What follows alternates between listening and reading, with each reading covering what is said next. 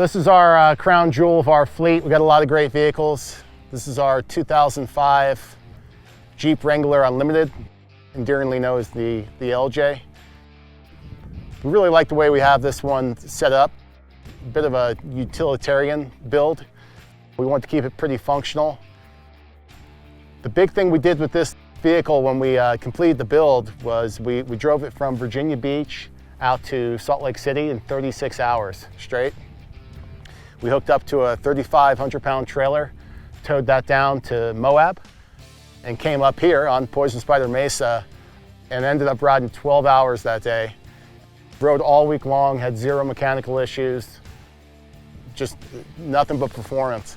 Then when the trip was done, we drove it down to Phoenix, Arizona, and that's what we wanted out of this build, was something that you could have as a daily driver, have on the highway, could tow a decent payload for camping equipment, or if you had some dirt bikes or jet skis, and then be able to crawl with the best of them. And we think we have a pretty good combo here.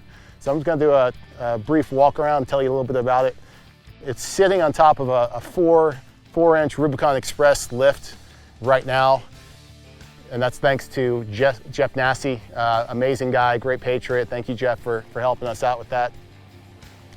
Tires, we have it on 35-inch BF Goodrich KO2s that are on 17-inch aluminum rims. Been working out real well. And sitting behind this is Vanco Big Brake Kit, donated to us from Mr. Blaine Johnson of Black Magic Brakes. Thank you very much, Blaine. Savvy, one of our favorite companies, Savvy Off-Road. We got the Savvy front bumper, and then we have the Savvy Under Armour system, which is essentially a tummy tuck. And this is one of the best things about the vehicle. It lifts up the whole transfer case. It makes completely flush, and it's nothing but armor down there. It's all aluminum, keeps it lightweight, so you actually have a weight reduction compared to what we normally would have with that nicknamed the shovel, the stock kind of Wrangler skid plate that would come on these years. And up front, we have a super winch, 9,500-pound Tiger Shark. We've been messing around with a bunch of different kinds of winches. We found super winch to be a great value for us. We've never had any issues with them, so we've been running them on all our vehicles. We keep the line synthetic. We do have to get a better winch hook up front and get rid of that old-fashioned one. Curry anti-rock we have on there. Engine is largely stock, but we do have the torque tubes, the Banks torque tubes, and the Banks 2.5-inch exhaust to help it breathe easier. We've stuck with the stock airbox, and we found a lot of Jeepers have done the same thing.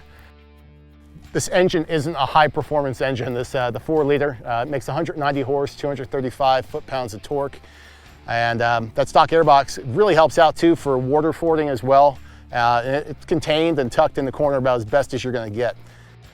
We're able to upgrade to some LED lights, which really helps because the LED or the stock halogens on the Jeeps are kind of crappy on there.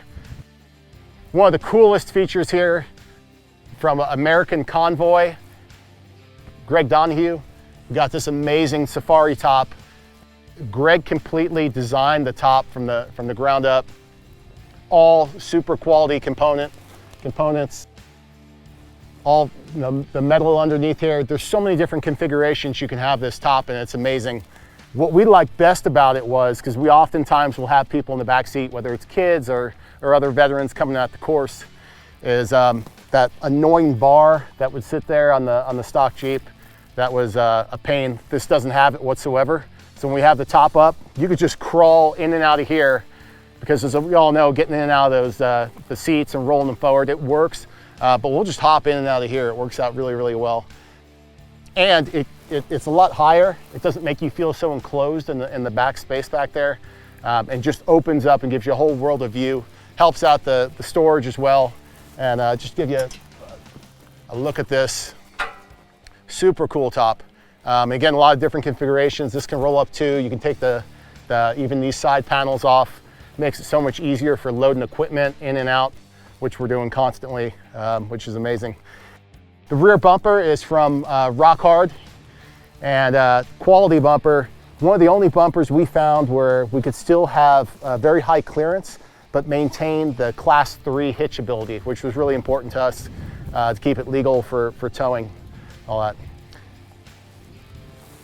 We got our LED tail lights in the rear, which is kind of cool. Gives it a little bit of a retro look like the CJ7s had. CB antenna, of course, for the trails.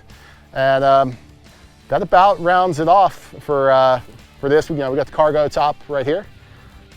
So we put the money where we needed to for clearance and to maintain articulation and keep it pretty functional for the items that we have. And we're really pleased with it, and let's take it out on the trail. A couple more things I wanted to add about the LJ we have here is we have it on JK Rubicon axles, which gives it a bit of increased strength, a little bit wider track. I think it's by just about 1.5 inches or so, don't quote me on that. Particular to the frame, one really cool thing that we did is we straightened the perches here in the rear. Most TJ LJ owners know that the perches are offset. So we notched them, cut them out, reused the existing perches. Really helps to maximize your articulation. So we have that set up. We have Tom Woods custom drive shafts, front and rear. For the rear axle, we have a 4-link with a custom truss. In the rear, Savvy Off-Road gas tank, which is awesome, gives you unbelievable clearance for that. Then back to the frame, one thing that we did was, we want to have this for a while. We made sure it was all cleaned down, and we used POR 15 on the entire frame. And then on the inside, what we did was use the Eastwood internal frame coating. And then we made sure that the tub was really great and put a preservant on that as well. And if you come around to the exhaust on this side, the Banks 2.5 Monster exhaust, we chose to forego the tip that it comes with. We just did a clean cut right at the inset where the gas tank is to really help maximize our departure angle.